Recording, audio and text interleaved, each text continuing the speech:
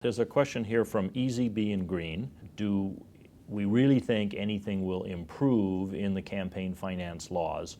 After all, any improvements have to be passed by the people who are benefiting from the current system. That's, of course, correct. At the federal level, we don't have direct democracy the way some of the states do, where you can have a citizen initiative. On the other hand, we know a couple things. First is that the current system is actually terrible in terms of what it does to members of Congress, because they spend all of their waking time thinking about where they're going to get money for their next election, and that demand has gotten worse because of super PACs. It used to be they knew how much they had in their bank account and they'd be happy because they had a lot more there than their opponents did, and that was all publicly reported. Now you have these super PACs that can come in out of nowhere, say a week, 2 weeks before the election, dump $1 million, a couple $1 million in the race, and change everything.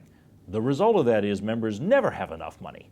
Even if they have a couple million, they think, I better have more. And so it is pushing them to raise money, which is not easy for them to do, and I think is a real problem for the country, if only because they're spending all that time raising money. And I really mean all that time. Members of Congress have estimated that they spend 40 to 50% of their days fundraising, making phone calls, going to events, planning events, flying to events.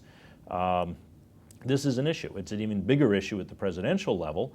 The statistics are that President Obama went to 226 fundraisers around the country in this campaign. Let me give you a comparison. When Ronald Reagan was running for re-election, he was in the public funding system, so he didn't have to worry about the general, but he had to raise money for his primary, he had to raise money for the party committees.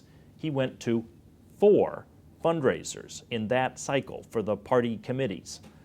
That's an amazing difference, and that sort of pressure on the presidency, on members of Congress, I think leaves them open to alternatives.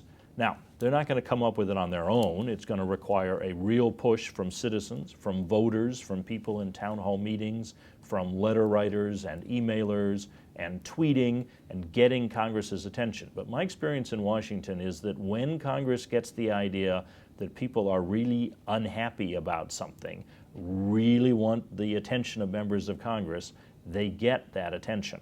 All the lobbyists and everything else are fine, but they don't hold a candle to actually engaged voters who are out there saying, this is a problem you need to do something about. And that's the drumbeat that members need to hear.